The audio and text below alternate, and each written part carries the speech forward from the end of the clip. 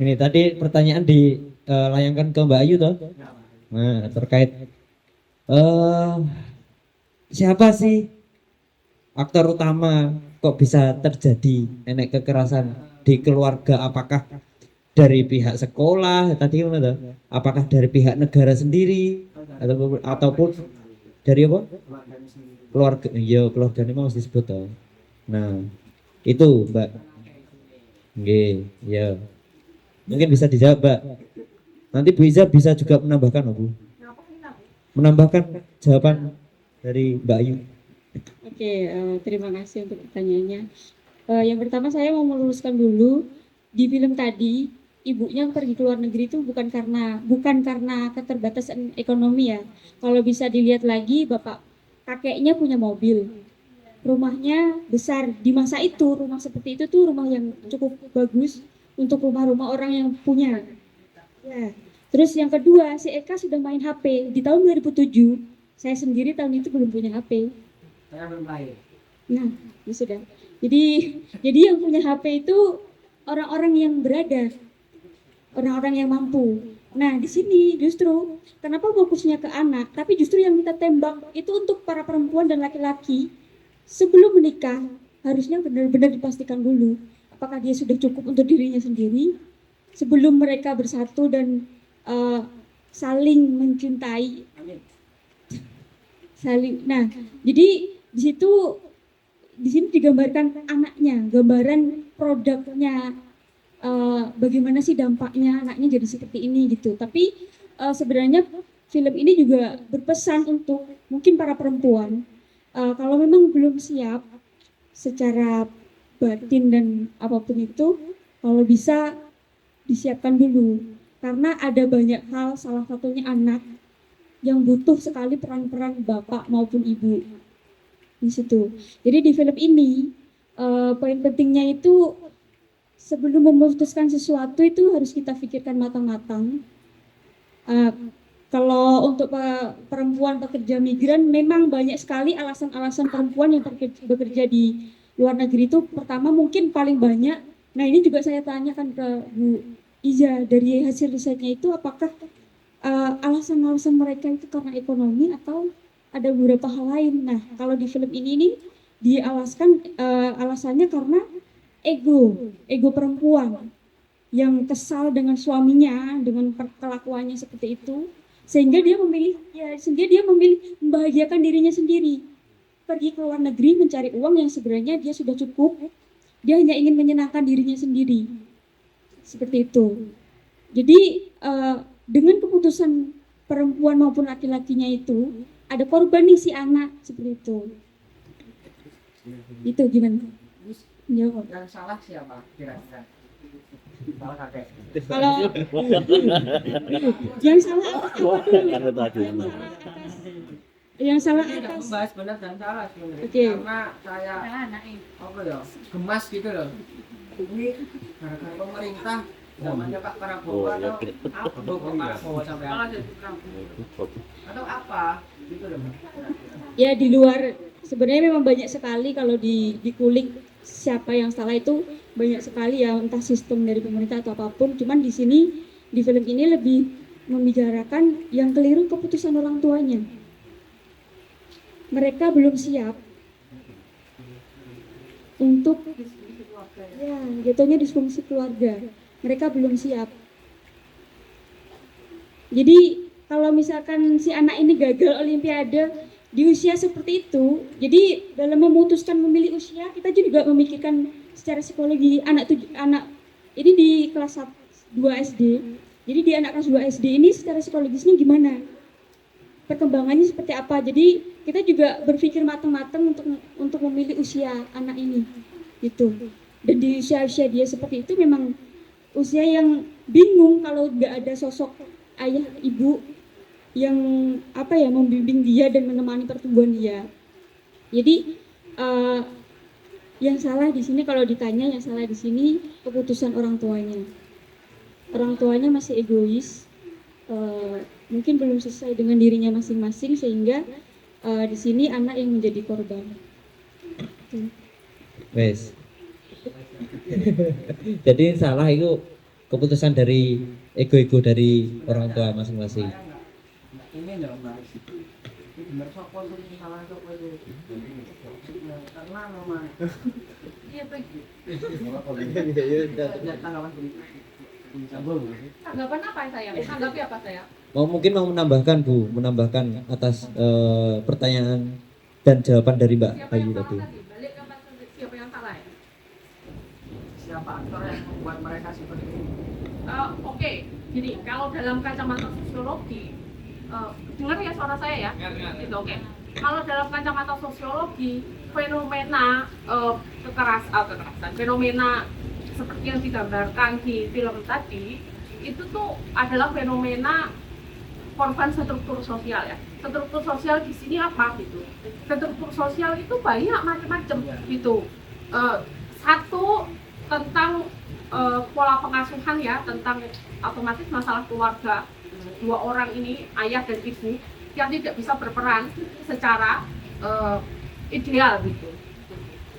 Itu satu. Yang kedua adalah masyarakat society gitu. Bagaimana menciptakan struktur sosial mungkin karena catatan saya ini timpang ya gitu. Maksudnya sebagian besar laki-laki itu tidak diajari untuk mengasihi ya nggak di Indonesia ini ya nggak? Nggak setuju, mungkin banyak nggak setuju yang cowok-cowok, tapi bisa dikonfirmasi ya gitu. Karena pola itu juga produk pola pengasuhan sebelumnya. Artinya apa? Itu adalah produk struktur sosial, produk society gitu, yang menyebabkan seolah-olah yang bisa mengasihi, memberi perlindungan, mengeluarkan hasrat kasih sayang itu adalah ibu gitu. Laki-laki itu ya udah main biliar, keluar rumah, ya itu kan tadi contohnya gitu loh. Aku gak nyindir sampean nah, itu contoh di film gitu. Ini bapak kakak Bu. Nggak, maksud saya adalah akhirnya bahkan ya menurut saya dalam konteks society peran pria itu bahkan dia nggak tahu kalau dia nggak bisa mengasihi karena dia nggak pernah diajarkan sebelumnya, nggak punya ingatan untuk diajarkan mengasihi gitu. Ngerti nggak maksud saya? Dia adalah produk dari masyarakat yang begitu gitu. Itu menurut teorinya kayak Platon ya, seperti yang Kak ceritain tadi gitu. Bahwa sebenarnya gambaran society ini adalah produk dari moral yang saat itu gitu. Karena mereka juga nggak pernah diajari bagaimana cara mencurahkan kasih sayang. Itu yang kedua. Yang ketiga tentu saja pemerintah ya gitu. Pemerintah di sini kalau dalam hal ini banyak isunya. Kalau saya melihat misalnya kayak perlindungan terhadap isu anak, perlindungan terhadap buruh migran, dan bagaimana pola-pola pengaturan terhadap keduanya dalam dimensi kebijakan ini juga nggak matang. Terus ya saya kira ini adalah pekerjaan multi aktor. Jadi dia nggak cuma satu atau dua orang, nggak cuma orang tua saja, tetapi menjadi isu besar dari society, produk dari masyarakat gitu loh. Walaupun kalau dalam gambaran film ini aktornya jelas bapak ibu gitu, yang tidak matang ketika berkeluarga, padahal nggak itu gitu. Tetapi sebenarnya bapak dan ibu ini juga produk dari struktur sosial atau society secara besar gitu. Kenapa perempuan begitu kan? Kenapa laki-laki begitu? Kenapa dia kondisinya laki-laki yang begitu memilih nigat gitu? Atau pure gitu. Nah itu kan juga bagian dari produk society karena dia punya imajinasi tentang keluarga yang seperti apa. Mungkin bayangannya laki-laki itu akan seperti pangeran berjubah putih gitu, yang akan selalu kayak di film romcom gitu ya gitu. Mungkin gitu. Sehingga tidak bisa keluar dari imajinasi ini, akhirnya nggak siap ketika benar-benar menghadapi kehidupan rumah tangga. Mungkin gitu. Yang akhirnya yuk keduanya yang produk dari sosial atau masyarakat ini akhirnya masyarakat juga punya tanggung jawab gitu. Akhirnya maksudnya struktur sosial ini harus berubah. Saya kira begini, nggak bisa menyalahkan satu aktor ini aktor itu yang salah, tetapi ini adalah pekerjaan banyak aktor ya isu ini gitu. Oh iya tadi pertanyaan ya, apakah respon informasi saya bagian besar itu ekonomi ya? gitu. Dan di Indonesia ya 80% itu isinya ekonomi ya, bahkan 80% lebih gitu. Karena mostly banyak orang yang memilih mending berkumpul bersama keluarga daripada keluar negeri, kecuali memang ada isu misalnya katakan kayak gini ya, jadi karena ada isu faktor pendorong di luar ekonomi yang lain, misalnya kayak keretakan rumah tangga, karena dia memang pengen melanglang buana bisa macam-macam. Tetapi 80% lebih itu adalah isu ekonomi. Saya kira gitu. Bisa menjawab? Bisa ya. Alhamdulillah. Jadi tadi apa yang disampaikan cukup jelas. Aktor saling keterhubungan sebenarnya. Jadi nggak bisa menyalahkan satu pihak saja. Kalau dari kacamata sosiologi. Nah, mungkin dari teman-teman yang sebelah sini ataupun monggo dipersilahkan. Mungkin langsung aja. Tadi kan kita sudah lihat bersama-sama bagaimana film ini dikemas sedemikian rupa, dan menurutku ini film menggunakan open ending, Mbak ya. Jadi nggak ada ending yang mengarah kemana juga. Mungkin itu yang membuat bingung Mas Fajar ya. Nah, mungkin kalau boleh tahu Mbak, director statementnya ini mengarah kemana sih Mbak? Terus pertanyaanku yang kedua ya, setelah film ini jadi, distribusinya mau ke arah kemana? Apakah punya campaign tertentu, misal bikin nobar di area lokasi setting yang notabene banyak imigran juga? Nah, kalau sudah pernah ada temuan-temuan menarik apa enggak? Misal kayak keluarga-keluarga di situ merasa relate atau apapun lah. Nah, atau mungkin setelah tugas akhir ini selesai, filmnya akan menjadi arsip aja. Padahal secara isu ini menarik untuk dibahas. Mungkin itu saja sih. Jadi yang pertama director statementnya, jujur sebenarnya di naskah terakhir itu akhirnya si Eka ini ikut kakeknya. Akhirnya, tapi sutradara kami memutuskan untuk open ending karena gimana ya, ada beberapa problem dari segi teknis dan cerita sehingga sutradaranya memutuskan untuk open ending seperti itu. Terus kemudian distribusi, sebenarnya pemutaran di sini adalah pemutaran ketiga di Indonesia. Sebelumnya sudah diputar beberapa kali di luar negeri. Gitu. Jadi film ini diputar untuk festival-festival apapun, entah kita yang mendaftar ataupun kita diundang untuk memutar film sesuai tema kita seperti itu. Jadi tidak sekedar jadi arsip, cuman kita selalu setiap tahun dan setiap ada kesempatan festival, entah sesuai tema ataupun tema bebas, kita mau termasukkan film ini gitu. Itu. Terus itu tadi ya. Pernah nggak mencoba untuk memutar film ini di suatu tempat yang tempat itu ada imigrannya? Oh, belum. Ada rencana Mbak? Mungkin. Mungkin Jadi kalau ada forumnya ya, nah itu. kalau ada forumnya di sana gitu. Ya, karena jujur aja tim produksinya ini udah menyebar kemana-mana. Ke Padang Blues ya. Mungkin itu ya bisa rencana ataupun mungkin dari teman-teman punya fasilitas ataupun jejaring di daerah-daerah tempat migran ataupun TKI, itu bisa lah kita adakan obor biar mendapatkan hasil apa yang kita dapat dari sana nantinya, temuan-temuan apa lagi yang kita dapat dari sana dari menonton film riset ataupun dari Mbak Ayu ini sendiri. Mungkin itu. Mungkin ada lagi dari teman-teman yang bertanya. Pertama saya mengapresiasi film ini, sekaligus sepakat dengan apa yang disampaikan oleh Mbak Eza bahwa film ini lebih ke kritik sosial, ya, satir gitu. Dan maka saya juga menyambung Mas Fandi bahwa pertanyaannya sama sebenarnya, sejauh mana film ini bisa dimanfaatkan sebagai bentuk kritik sosial itu tadi. Tapi ternyata sudah dijawab oleh Mbak Ayu, masih sebatas diikut sertakan ke festival. Eman aja sih kalau misalkan memang hanya sebatas yo Raiman sih yo apa wis dari sarjana kabeh dengan TA ini gitu kan, tapi itu di konteks yang disampaikan oleh Mbak Iza sebagai kritik sosial itu tadi kan akhirnya mandek. Ya sudahlah, saya nggak tahu itu nanti biar semesta yang menjawab apakah film ini memang akhirnya bisa mengalir kemudian menemukan titik-titik temu untuk kemudian dijadikan sebagai bahan-bahan diskusi. Mengelaborasi apa yang disampaikan oleh Mbak Iza, ini Mbak, tadi kan disampaikan bahwa 80% ya para perempuan migran ini kan soal kesejahteraan ekonomi. Ya, yang saya riset ya.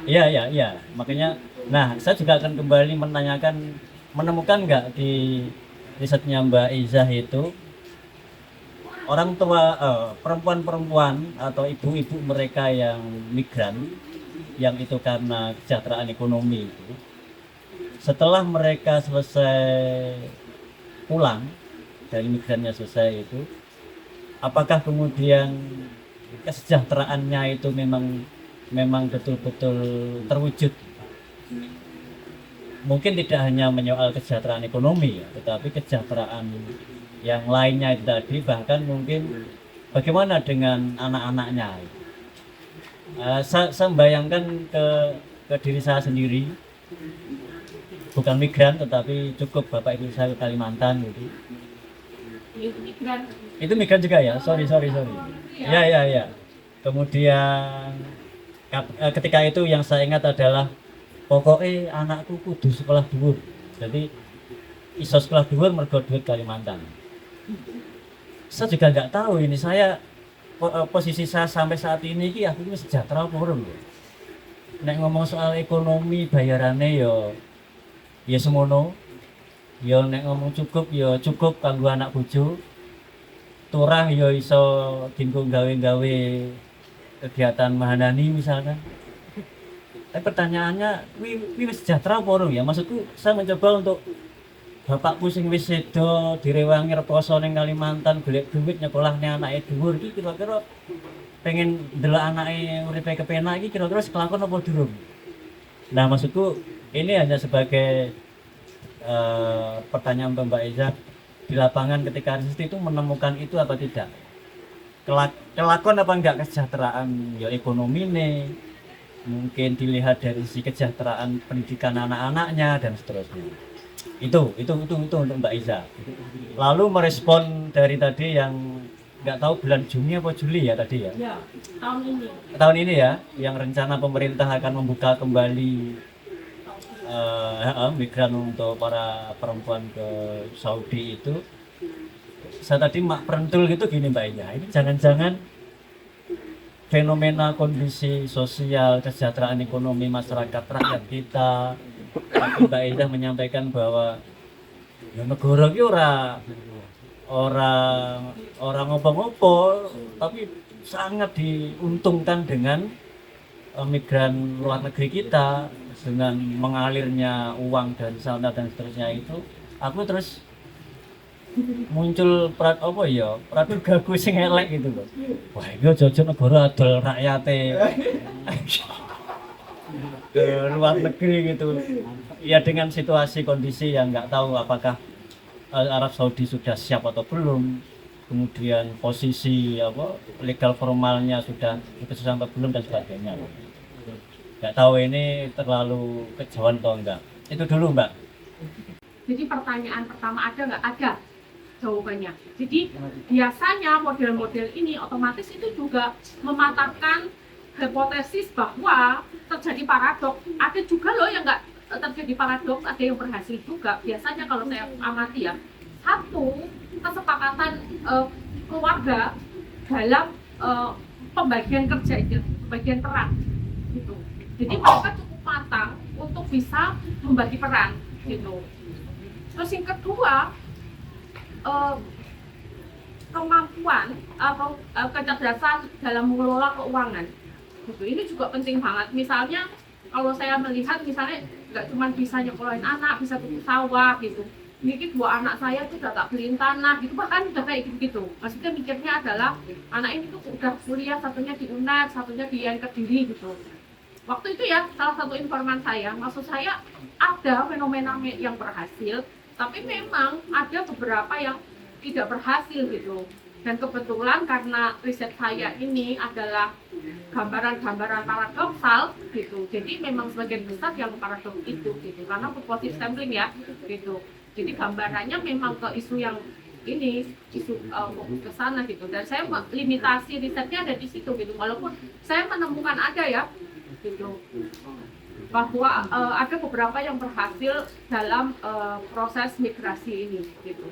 Karena jelas ya, kalau menurut Marx, historical materialism itu materi itu membawa perubahan gitu. Perubahan setidaknya sing ketok-ketok omahe apik magrong-magrong gitu. Iso tuku mobil, iso tuku sawah, iso tuku motor. Makanya kalau Anda melihat di kampung migran itu pasti gak enak omahe sing elek Cak. Gitu ya enggak? Gitu di mana-mana. Itu salah satu bukti bahwa secara material mereka ada kemakmuran gitu. Nah, sejahtera enggak, ini yang debatable, karena sejahtera itu harus melibatkan tentang isu dimensi manusia yang lain. Karena kalau muda sugih yo ketoke gitu. Tetapi nek sejahtera kan meliputi tentang kualitas SDM, bukan dan kualitas SDM dan kualitas kesehatan ya. Maksudnya kalau kita melihat kesejahteraan holistik menurut Amartya Sen itu ada 3 aspek indikatornya, yakni ekonomi, pendidikan, dan kesehatan. Gitu. Ekonomi jelas ya, dia adalah alat untuk bisa menyokong kedua hal ini. Pendidikan fungsinya adalah membuat pilihan-pilihan hidup kita atau pilihan-pilihan manusia itu jadi berkualitas. Dia punya dalam hidup dia punya pilihan-pilihan yang lebih punya derajat gitu. Nah itu fungsinya pendidikan di situ. Dan kesehatan tentu saja ya, maupun kayak apapun punya duit, pendidikan tinggi, nggak sehat, yo tidak berhasil memperpanjang fungsinya sebagai manusia. Nah, dalam konteks ini, isu kesejahteraan ini adalah PR selanjutnya, gitu. Termasuk misalnya kalaupun ukuran pendidikan itu nggak melulu ijazah, setidaknya mereka bisa mengelola keuangan, gitu. Yang menurut saya itu PR ya, salah satu saran riset saya waktu itu tentang bagaimana mengelola keuangan ini. Nah, delala beberapa informan saya ini sering ya teman-teman, ini adalah konflik keluarga itu loh, gitu. Keluarga yang tidak amanah, diutangi, banyak banget yang kasus begitu gitu. Walaupun ada kasus yang berhasil juga. Jadi kalau jawabannya ada nggak? Ada, gitu. Tetapi karena limitasi riset saya maupun sudut pandang riset saya tentang paradoksal, jadi saya memang banyak menyampaikan yang paradoksal, walaupun gambaran itu ada gitu. Terus pertanyaan kedua tentang yang tadi dibuka ya, iya benar ini ya, tadi dibuka ini ya, saya sendiri gitu ya. Apa yang harus kita lakukan bukan harus kita lakukan ya, dibukanya keran ini menurut saya itu adalah, saya sendiri merasa belum siap ya, maksudnya serem gitu, karena seperti yang saya jelaskan cara memahami legal formalnya nggak sama, berbeda itu loh. Orang Arab itu beberapa masih menganggap migran perempuan itu boleh digauli gitu, karena ada hukum fikih ya. Kalau migran perempuan itu kayak juga zaman dulu itu loh, fikih zaman dulu, ngerti nggak? Gitu. Jadi masihnya kayak gitu loh ya kasusnya itu zaman itu. Kenapa akhirnya ada moratorium? Terus banyak kasus ya karena kebanyakan kalau di Arab itu ya pekerja domestik gitu. Jadi banyak yang ditahan paspornya. Nah, ditahan paspornya satu gak bisa kemana-mana, gitu kan? Nggak bisa aja kemana-mana kalau nggak bawa paspor. Kalau di luar negeri itu susah ya, akses kemana-mana itu susah. Nggak, jam kerjanya nggak jelas, itu kasus-kasusnya. Nah kembali lagi, ini bagaimana kita menanggapi isu ini? Kalau saya baca memang banyak ya, maksudnya penolakan. Itu kan kayaknya digodok Komisi 9 kalau nggak salah. Tapi kayak aktivis migran perempuan kayak bukan migran perempuan, aktivis pekerja migran kayak migran care dan sebagainya ini mempertanyakan ya kebijakan pemerintah yang itu gitu. Kondisi Indonesia ini suaranya gelap ya, tetapi pemerintah kan narasinya nggak gelap ya. Maksud saya, pidato terakhir kan 99,99% MDG itu berhasil ya nggak? Gitu. Tapi ini awake dhewe krungu sing entuk MDG iki sapa ngono. Maksudnya setidaknya awake dhewe wis ngerti kan statistika dasar lah. Ya. 99% itu alat manipulasi gitu. Karena kan jelas tengok ono di tempatnya kabeh sing entuk MDG burung. Ngono wae, jadi 99% itu dari mana? Jabodetabek tok apa Jakarta tok gitu. Nah, itu yang nggak dijelaskan di angka 99% itu gitu. Yang artinya apa sebenarnya, kenapa saya bilang ini pemerintah ini tidak mau mengakui kalau kondisi Indonesia itu sedang tidak baik-baik saja. Tapi kebijakan ini membuat kita tahu bahwa pemerintah ini mau membuka keran migran ke luar negeri padahal banyak madorotnya, tapi tetap dibuka. Artinya apa? Ya itu tadi menak ya, itu oke bisa gitu. Misalnya mau meningkatkan pertumbuhan di daerah terpencil itu, apa pemerintah itu rahatnya akan cenderungan gaya bangunan infrastruktur, bangun jalan, bangun gedung supaya ngepek aja pirang-pirang tahun kan. Wes investasi banyak pun karuan berhasil. Nah ini kak investasi apa-apa duitnya tetap konjak. Ngerti nggak maksud saya? Jadi ini kan gampang banget ya, kebijakan yang gampang banget untuk membalikan kondisi ekonomi, memang salah satunya gitu. Kalau kita ngomong analisis buka-bukaan gitu ya.